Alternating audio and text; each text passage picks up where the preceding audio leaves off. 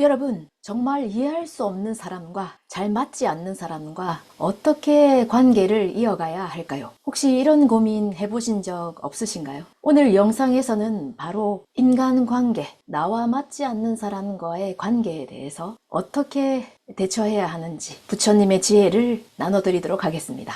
영상 끝까지 시청하시면 분명 한결 마음이 가벼워지실 겁니다. 살다 보면 우리는 아무리 노력해도 맞지 않는 사람을 만나게 됩니다. 저 사람은 아무리 이해하려고 해도 도무지 이해할 수 없는 그런 사람을 만날 수 있습니다. 그런 사람과는 거리를 두고 만나지 않으면 좋겠지만 오히려 그런 사람 중에는 거리를 둘 수 없는 매일 함께 해야 하는 그런 사람도 있습니다. 그런 관계일수록 머리로는 이렇게 해야지 라는 것과 실제로 그 사람과 접했을 때 내 마음이 그렇지 않기 때문에, 변하지 않기 때문에 많이 힘들 때가 있습니다. 그럴 때마다 답답하거나 짜증만 쌓여간다면, 계속 스트레스만 쌓인다면 건강에도, 정신 건강에도 좋지 않겠죠. 오늘은 어떻게 하면 나와 맞지 않는 사람, 이해할 수 없는 사람과의 인간관계를 어떻게 하면 원활하게 이어갈 수 있는가에 대해서 고민해 보도록 하겠습니다. 우리는 종종 이 사람은 이해할 수 있는 사람이고 이 사람은 이해할 수 없는 사람이다. 이해할 수 있는 사람과 이해할 수 없는 사람이 존재한다고 믿고 있습니다. 하지만 이 세상에는 그런 두 종류의 사람이 있는 것이 아니라 우리는 모든 사람들을 이해할 수 없습니다. 그 누구도 타인을, 남을 완벽하게 이해할 수가 없습니다.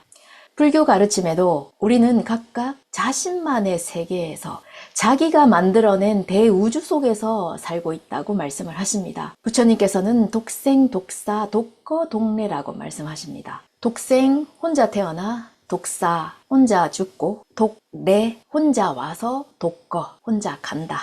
올 때도 혼자고 갈 때도 혼자다. 태어나서 죽을 때까지 줄곧 혼자입니다. 육체적인 동반자는, 도반은 있지만 우리의 마음, 이 영혼의 이 진짜 마음을 알아주는 동반은, 도반은 없습니다. 그 누구도 내 진짜 마음을 다 이해할 수는 없습니다. 왜냐하면 내가 만들어낸 대우주 속에서 나 혼자 살고 있기 때문입니다. 육체적인 동반자는 가족, 부부, 형제, 친구 많이 있습니다만 내 마음 모든 것을 다 알아주는 그런 진정한 도반은, 이 마음의 도반은 없습니다. 그렇기 때문에 그 누구도 완벽하게 나를 이해해 줄 수가 없습니다. 저마다의 세계에서 혼자 살고 있습니다. 외롭게. 그렇기 때문에 이 세상에는 나를 이해해 주는 사람과 나를 이해해 주지 못하는 사람이, 이 두 종류의 사람이 존재하는 것이 아니라 모든 사람들은 나를 이해해 줄 수 없다라고 부처님께서는 말씀을 하십니다. 실제로 나 자신 또한 누군가를 이해해 줄 수 없지 않나요? 그 사람의 모든 것을, 모든 것이 아니더라도 그 사람의 일부분이라도 진짜 그 사람을 이해해 줄 수는 없습니다. 이해해 주고 있다고 착각하고 있을 뿐이지 진짜 그 사람을 이해해 줄 수는 없습니다. 나도 이해해 줄 수 없는데 어떻게 남에게 나를 이해해 달라고 바랄 수가 있겠습니까? 불교에서는 이렇게도 말씀하십니다. 같은 상황이어도 그 사람의 경험과 시선이 달라지면 같은 것을 보고 있어도 서로 다르게 느낀다고 말씀하십니다. 이것을 일수사견이라고도 하죠. 일수, 하나의 물을 보고, 사견, 네 가지의 견해가 있다. 이해를 달리한다입니다. 어떤 말인가 하면 인간은 물을 보고 마시는 물이다. 모든 것을 적셔주는, 진짜 물이 없으면 살아갈 수 없죠. 아, 물이다. 이렇게 봅니다만 아귀는, 아귀도의 아귀는 이 물이라든지 이런 걸 마시려고 하면 풀은 이 화염으로 확 변해버립니다. 그래서 마실 수가 없습니다. 그렇기 때문에 물을 보고도 마시는 물이 아니라 저것은 불이다, 화염이다, 이렇게 생각을 합니다. 물고기는 어떨까요? 물고기는 물에서 태어나서 물에서 살다가 물에서 죽습니다. 자기가 사는 집이 바로 물이죠. 천상계의 사람들은 아주 투명하고 맑고 깨끗한 보석과도 같은, 유리와도 같은 이런 걸로 물을 봅니다. 그 사람마다의, 저마다의 경험, 여러 가지 시선이 다르기 때문에 이해를 달리합니다. 같은 상황이어도 전혀 그 사람의 해석이, 생각이 다르죠. 그렇다면 이해할 수 없다는 것이 너무나도 자연스럽고 너무나도 당연한 일임을 먼저 한번 인정해 보시면 어떨까요? 이렇게 오히려 마음은 내려놓으시면 불필요한 싸움과 오해를 줄일 수가 있습니다. 또 불교에서는 보시, 이 베푸는 것을 권해주십니다. 부처님께서는 보시는 인간이 할 수 있는 선 중에서도 가장 하기 쉬운, 우리에게 맞는, 기에 맞는 선행이다 라고 보시를 권해주십니다. 여기서 말하는 베푼다, 보시는 거창한 것이 아니라 상대에게 작은 친절을 놔두는 마음가짐을 말합니다. 특히 이해하기 힘든 사람, 나와 맞지 않는 사람, 이런 사람에게 내가 먼저 다가갈 때 인간관계에서 이 변화가 시작됩니다. 내가 싫어하는 사람, 나와 맞지 않는 사람, 저 사람은 진짜 아니야. 아무리 노력을 해도 이해할 수가 없어. 저 사람은 아닌 것 같아. 이런 사람, 정말 그런 사람이 있을까요? 한번 잠깐 생각해보면 어떨까요? 부처님 법구경 말씀 중에 모든 사람들이 칭찬하는 사람도 없고 모든 사람들에게 비판받는 사람, 모든 사람들이 싫어하는 사람도 없다라는 말씀이 있습니다.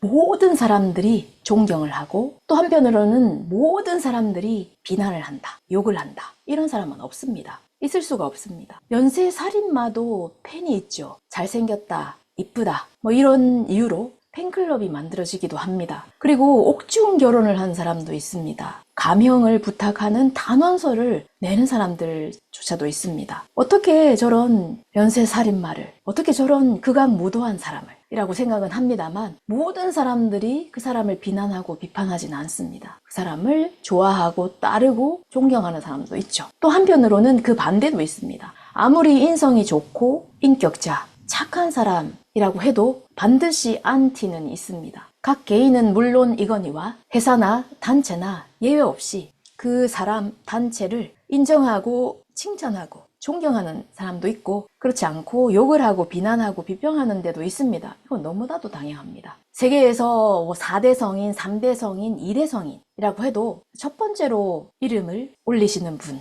역시 석가모니 부처님이시죠. 붓다, 석존, 그런 최고의 성인, 세계 제1의 성인이지만 그런 석가모니 부처님조차도 석가모니 부처님께서 계셨던 그 당시 3분의 1이나 되는 사람들이 석가모니 부처님을 믿지 않고 따르지 않고 비난했습니다. 그리고 또 3분의 1은 무관심, 전혀 관심이 없었습니다. 나머지 3분의 1이 석가모니 부처님을 따르고 신봉하고 존경했죠. 석가모니 부처님조차도 부처의 깨달음을 얻으신 세계 최고의 위인, 성인이라는 이 석가모니 부처님조차도 모든 사람들이 다 존경하진 않았습니다. 그렇기 때문에 모든 사람들로부터 인정을 받거나 그 사람들이 나를 이해해 줄 수 없다는 것은 너무나도 당연합니다. 그러니 나와 맞지 않는 사람의 생각을, 상대의 생각을 곧바로 비난하지 말고 비판하지 말고 아, 저 사람은 저렇게 느끼는구나, 받아들이는구나, 이해를 하는구나 라고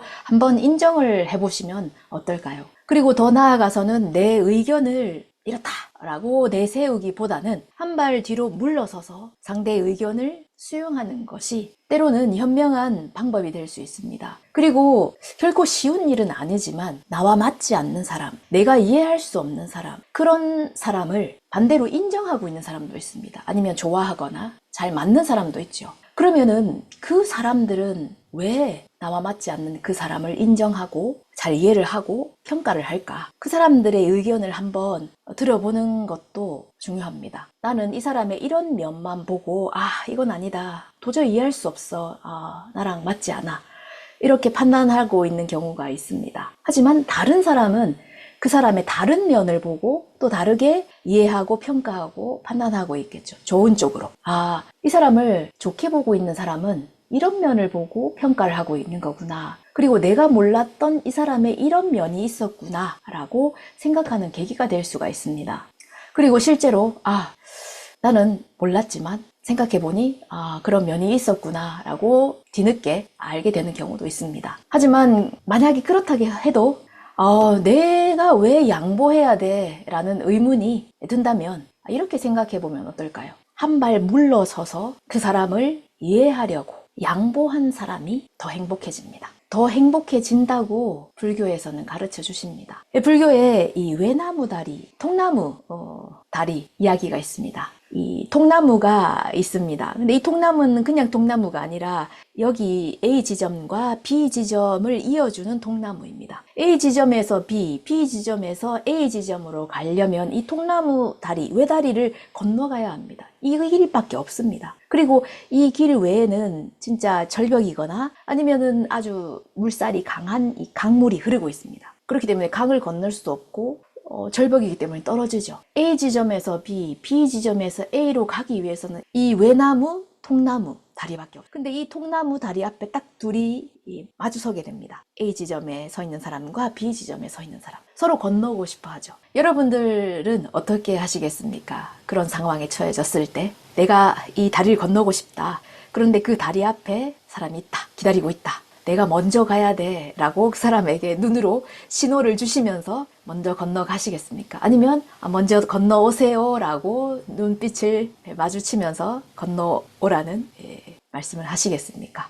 좁은 다리 앞에서 먼저 양보한 사람이 결국 더 마음이 편하고 행복해집니다. 이것은 해보시면 알 수가 있습니다. 자기 고집을 앞세우기보다 한 번쯤 상대를 먼저 세워주는 것, 한 발짝 물러나서 상대에게 양보하는 것, 내 의견을 그대로 밀어붙이지 말고 상대의 의견에 귀를 기울이는 것. 좀 더 길게 보면 그것이 나와 그리고 상대방이 행복해지는 길입니다. 짧게 보면 내가 진 것 같고 상대방이 이긴 것 같고 내 의견이 무시당한 것 같고 내가 뒤로 물러서서 상대방에게 뭔가 밀린 것 같고 이렇게 생각하실지 모르겠지만 길게 내다보시면 한 발짝 물러선 사람이 더 행복해지고 그 사람뿐만이 아니라 물러선 사람뿐만이 아니라 상대방까지도 행복하게 해줄 수 있는 사람입니다. 오늘 영상 짧게나마 만들어 봤습니다. 이해할 수 없는 사람과의 관계, 나와 맞지 않는 사람과의 관계로 인해서 고민 가지고 계시는 분들에게 조금이나마 도움이 되셨다면 다행입니다. 여러분만의 경험이나 여러 가지 생각이 있으시다면 댓글로 남겨주시면 감사하겠습니다. 그리고 듣기만 하시는 것보다 들으신 내용을 아웃풋 이렇게 써보시거나 실제로 행동에 옮기시는 것이 자기 것으로 만들 수가 있습니다. 학습에 도움이 되죠. 그리고 마지막으로 구독과 좋아요, 알람 설정도 잊지 마시고요. 다음에는 더 좋은 영상으로 찾아오도록 하겠습니다. 여러분들의 인간관계가 조금 더 부드러워지시기를 응원합니다.